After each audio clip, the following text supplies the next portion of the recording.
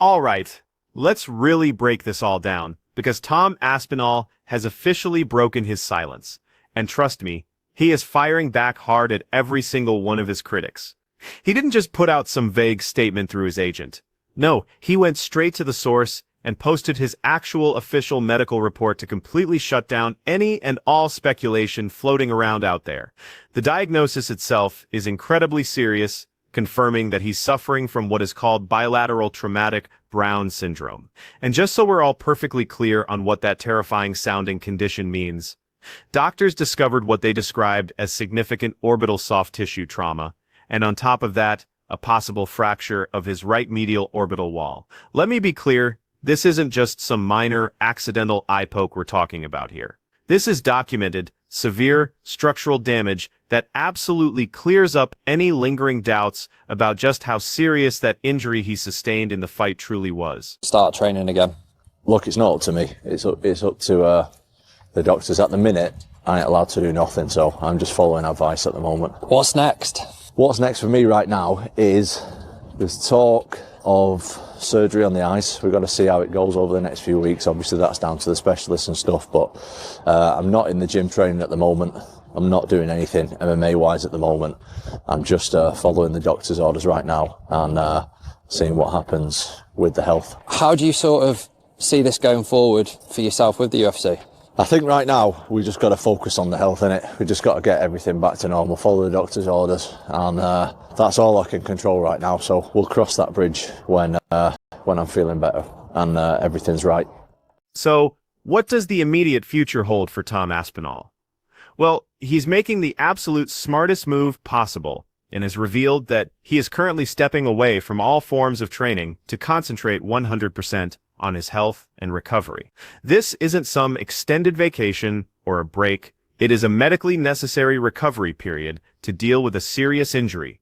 He even disclosed the very real possibility that he might need to undergo eye surgery to correct the damage. He emphatically stressed that for the time being, his absolute top priority, above everything else, is his recovery and ensuring he's in the best possible condition to move forward with his life and career. Aspinall laid it all out perfectly, explaining that all the other stuff, the questions about when he'll return to the gym, what his future fight plans are, all of that will be addressed, but only after his health has significantly improved. He's wisely taking things one critical step at a time, just as anyone with an injury this severe should. That's when I really got the gist of what's going on.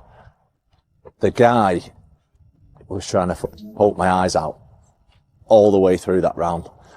Multiple exchanges, nearly every exchange that I could put him in danger. He had his fingers out pointing towards my eyes. The guy was cheating from the first second, and the way that he wanted to win that fight was to have me compromised by cheating. My thoughts on him, I think he's a big cheater. Look at all his fights. Even Jon Jones himself, even the GOAT himself said before he fought him that Rogan's a cheater and uses dirty tactics. And you know what? Other fighters are definitely taking notice of this situation. Wade Plemons reacted to Tom Aspinall's medical report with what you can only describe as genuine, palpable concern, calling the entire situation far more serious than anyone, including himself, had initially realized.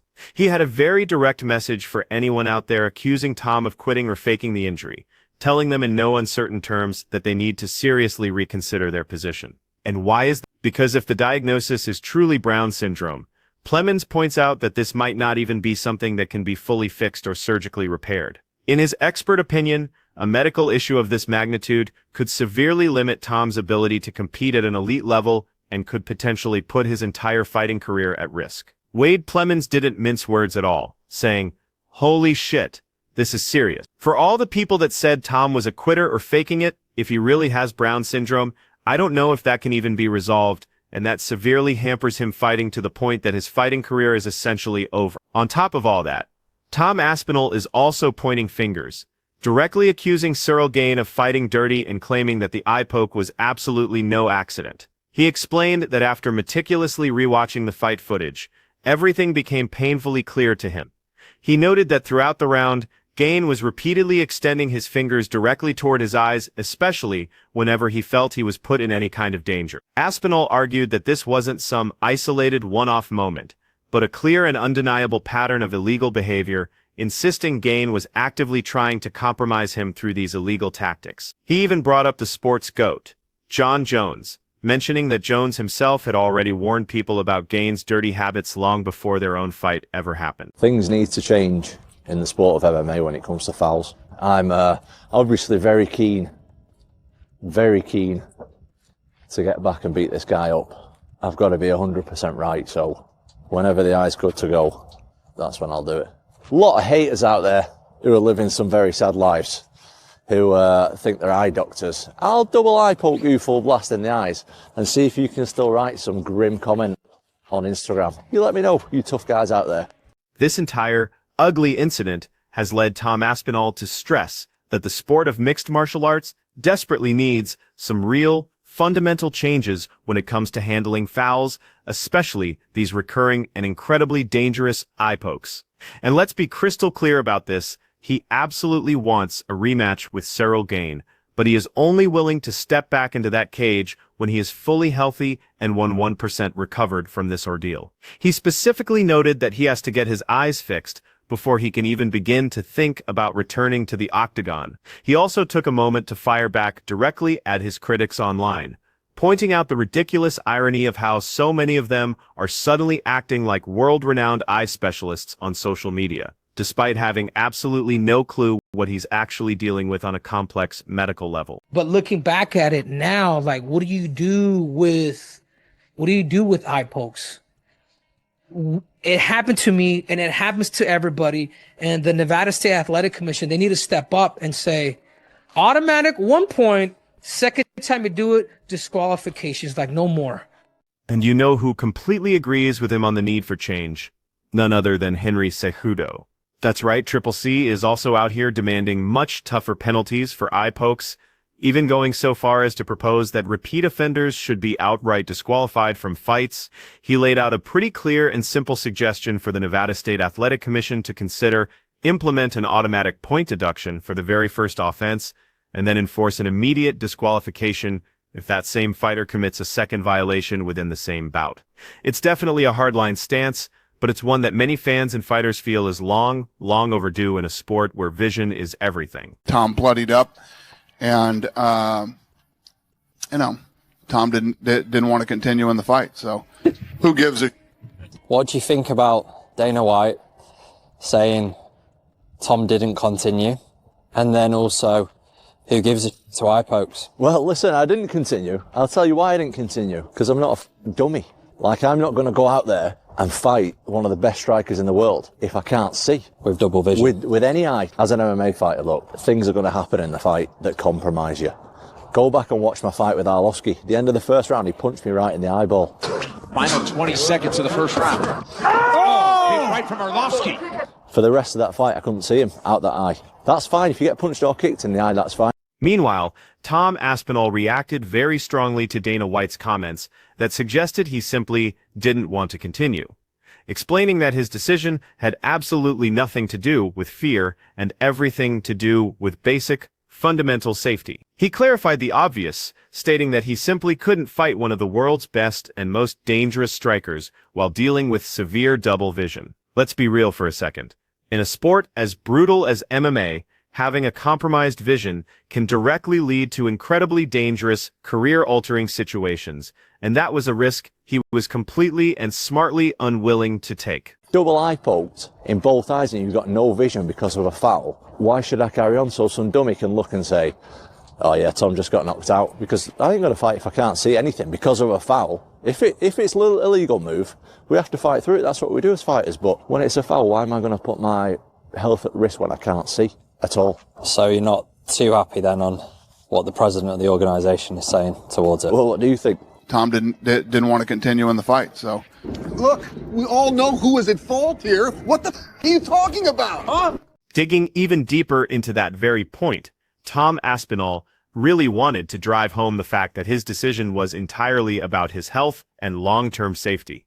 He vividly explained that taking devastating eye pokes in both of his eyes left him effectively unable to see, and that trying to continue fighting under those conditions would have been nothing short of reckless and irresponsible. Aspinall emphasized that while fighters are often expected to push through minor fouls and general discomfort, when a serious foul completely compromises your ability to see, risking your long-term health and well-being becomes completely unreasonable. You could almost feel his frustration that the president of the entire organization seemed to misrepresent the situation so badly, with Aspinall insisting it was abundantly clear to anyone watching who was actually at fault for the fight being stopped. Being poked in the eye is illegal, Brendan, but to fight with one eye is very common. The opponent's trying to hit your eye. He's trying to bust up and make your nose bleed. So that part of it does have question for guys like Anthony and I. We're trying to be polite. We're trying to show grace. But in all fairness, if you're the heavyweight champion of the world, you got to fight with one eye at a time. But of course, there's always a different perspective in the world of MMA. The ever-controversial Chael Sonnen chimed in, and he thinks Tom Aspinall should have continued fighting despite the eye poke from Cyril Gane. He argues from a very old-school, tough-it-out standpoint, saying that fighting with impaired vision is just part of the sport, especially for a heavyweight who is expected to be able to endure and adapt to incredibly difficult circumstances inside that cage. In Chael's world, you bite down hard on your mouthpiece, you find a way to see, and you keep going, no matter what the circumstances are. I felt like the fight was going okay. It was going pretty much to plan. I think that, look, there was this big notion in the media before that I'm just going to run through Rogan. Look, I might look like an idiot. Sometimes I might even talk like an idiot. But when it comes to fighting, I know what I'm talking about. And I know that Cyril Gane is a tough matchup for me. Really good defensively. I knew that if we want to break the fight down a little bit, Cyril's got really good defense. He moves really, really well on his feet. I knew that I have to stand in range and take a few punches from Cyril to be able to land my own shots. I thought it was going to be a 5-round fight. Go and look at my pre-fight stuff. I knew this was going to be a long and tough fight. Tom Aspinall also had a direct response for the fans on social media who were boldly claiming he was losing the fight to Cyril Gane even before the foul occurred. He immediately pushed back hard on that narrative, stating that the fight was actually going exactly according to his plan. He explained that his core strategy was to intentionally stay in range, absorbing some of the punches from Gane, specifically to create the openings he needed to land his own powerful, fight-ending shots. In his mind, and in the minds of his corner, everything was unfolding just as he and his team had envisioned it. Gets hurt, it's like he's like immediately incapacitated. Immediately. He shut down. It's like he poked my eye and then he's like immediately, there's no like. He never tried to look. It was rag on the eye immediately. Dude, I was been the silliest looking cat on national TV just trying. He didn't try. Trying. He didn't try. Same thing with Curtis Blaze. When he hurt his knee, there was no limping, there was no trying to get up. It was just like immediately. Yep. Burn my village. I can't go on. Like, he doesn't have the dog in him. Yeah, that killer to be killed. Immediately quits. Yeah. When he got tapped out with an ankle lock, there was no trying to fight his hands. There were no trying to. He immediately quit. You see the pattern of it. Immediately. Yeah. And I noticed the profile pic change, and then you had some on your horse too, similar. Yeah. What's with that? I'm just having fun. You having fun with the eye patches? I'm having fun with it. Yeah. Okay. It's like, he had at it with me. He had a long time coming at me. So it's to keep the fans engaged. On the other hand, it's absolutely fascinating to see how many MMA pros who had earlier criticized Tom for quitting the fight are now completely changing their tune. Now that the official medical reports are out in the open for everyone to see, it has become undeniable that Aspinall did the right and only thing for his career. But you know who didn't miss this opportunity to take a shot? The one and only Jon Jones. He jumped right into the controversy to criticize Tom Aspinall's resilience. After the UFC 304 eye poke, he argued that Tom has a tendency to just fold the moment any real adversity hits him. He pointed to the Curtis Blades fight, and even an earlier ankle lock defeat, as prime examples of Aspinall shutting down instead of pushing through the pain and difficulty. Jones also addressed his viral profile picture of a duck with an eye patch, describing it as just some harmless banter meant to entertain the fans after Tom had repeatedly called him out for a fight. I'm going to tell you something about Jon Jones. Jon Jones is the most methodical fighter that ever stepped foot inside the UFC. His mind is totally different from ours. He knows exactly what he's doing when he does it. He knows exactly what he's doing. I know he trains that shit. I know that's his defense mechanism. It is. is when you're advancing on him and you get away so that you can't reach me. I got this and long run. You can't reach me. You know, and I can poke you in the eyes. He's doing it on purpose. He's done interviews about it. And said he did it on purpose. He said, "Yeah." Stop. He ain't said that. Yeah. I want you to show me the interview. He said, I saw a clip the other day. You can tell. You can look. And he said, and he said it might be illegal stuff like that, but he said, "Hey, it works." He does it on purpose. Trust me. However, when it comes to the topic of Jon Jones and eye pokes, Rampage Jackson has a very different and much more serious story to tell. He claims that Jones deliberately uses eye pokes as a calculated and rehearsed defensive tactic. He describes Jones as one of the most methodical and strategic fighters in the entire history of the UFC, with a unique and highly analytical approach to combat. Jackson goes so far as to explain that Jones actually practices the move intentionally, using it strategically whenever his opponents start to close the distance, effectively making the eye poke a planned and integrated element of his defensive arsenal. I really have gotten to a point in fighting where I feel as if I'm in a position that I have a lot more to lose than to gain. That's just me being honest. That's not being a coward or whatever. That's just the truth. I'm almost 40 years old now in a combat sport, very physical sport. Yeah. I have to do things that make the right decision, you know, and fighting just to continue fighting doesn't make sense to me anymore. I feel as if I can earn money outside of punching people. Yeah. And to challenge myself in that way means more to me now than to fight again. But to be at the White House is the reason why I'm out of retirement. It has nothing to do with Aspinall or Pereira or anybody. It was the White House. The idea of being a part of something so historical means more to me than a few extra $1 million or another win in the win column. Yeah. It means the world to me. Meanwhile, Jon Jones also decided to clarify exactly why he turned down a reported and staggering $30 million offer to fight Tom Aspinall. He explained that now, at nearly 40 years old, he feels there's far more for him to lose than there is for him to gain by staying active in the sport.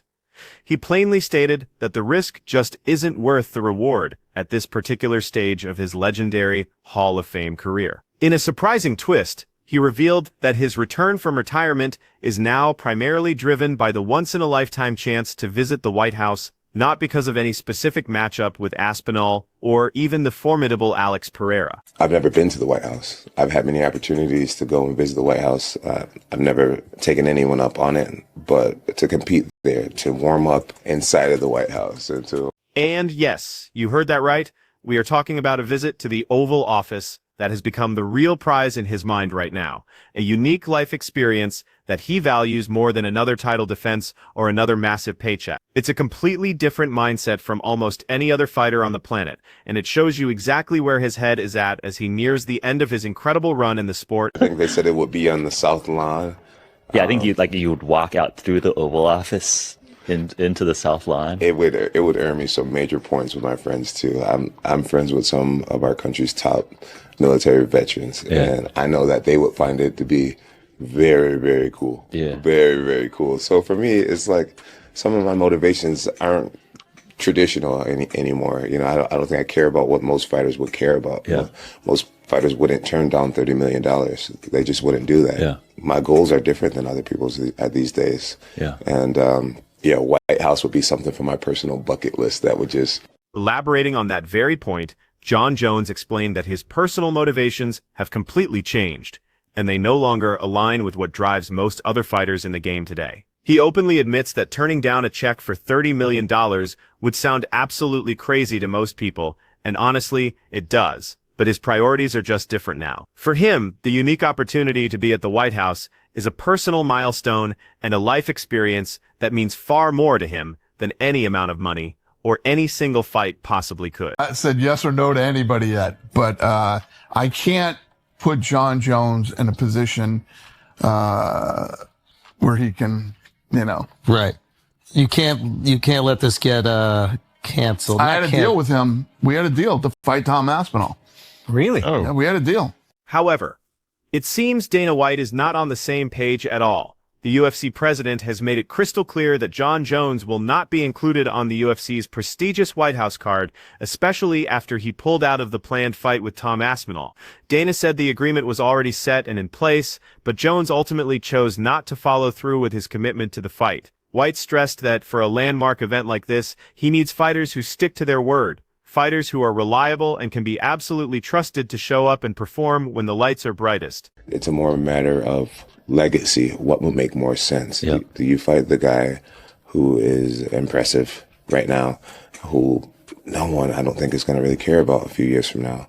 Or do you fight the guy who's going to be remembered around the world for a very long time? I mean, in Brazil, Pereira is an absolute idol right now. Pereira, literally, one of the only things he says is trauma. Yeah.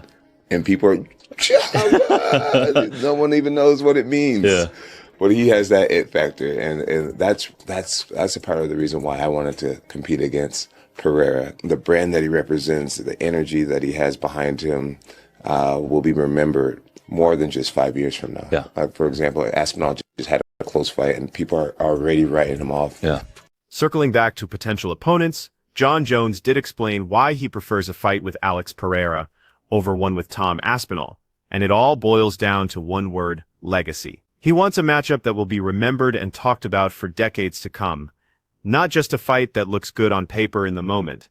In his view, Pereira is a legitimate national icon in Brazil, a fighter who possesses a rare aura and star power that creates a lasting historical impact. Jones contrasts this with other fighters, who even after putting on competitive performances, are often forgotten by the fans within just a few years. He believes Pereira's presence and influence will remain significant long into the future. What could have been if Tom Aspinall goes out there and wins? What happens to his career after that? That's the Jon Jones potential fight at the White House. Like, there's so much that Tom missed out on because of that. It's super unfortunate, sad, and it would have made the heavyweight division it would have made it a lot more fun. I mean, the whole division's been so crazy with Jon Jones. You know, he defended an interim belt, Tom Aspinall. It's like, what do you? I mean, Jon Jones is done. Alex Pereira, he's probably not moving up to heavyweight. Like, you just rematch that fight. You know, the crowd was insanely loud, so it was like, I guess it was a big fight, but do you watch it again? Do you make that fight again? Jon doesn't want to fight Tom. Alex doesn't want to fight Tom. Man, I don't even know what you do with that fight. I think Dana said he's going to make a rematch. Furthermore, Sugar Sean O'Malley weighed in, and he said he felt genuinely sorry for Tom Aspinall.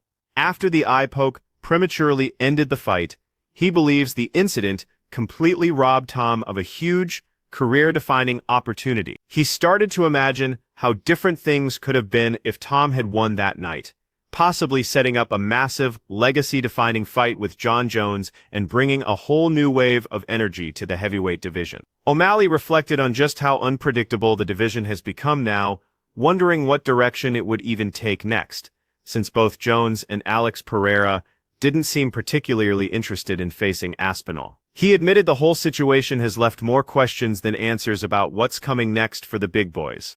I was as disappointed as anybody else. And I think at first I really was kind of on the side of, man, Tom, like, come on, you got to step up. This is a main event, this heavyweight title. Take as much time as you need, but get back in there. I think when I saw the poke and how bad it was and the fact that it compromised both eyes, it was ugly. And you're right that only Tom Aspinall really knows, could he have continued? And I think I talked to a few people about this, and somebody brought up a really good point to me that, let's say that he could kind of see, but it was not great 100%. And you're in there with a guy like Cyril Gane, who's on point. He's on point. You haven't been in the octagon in a really long time. And now you're compromised. And even if you maybe can continue, you know, I think there was a part of it that was like, I'm not fighting this guy with not 100%. And here's another interesting shift in perspective that really validates Tom's decision. Paul Felder also admitted that he was initially frustrated by the eye poke, and in the heat of the moment, he thought Tom Aspinall should have continued fighting in that heavyweight title fight.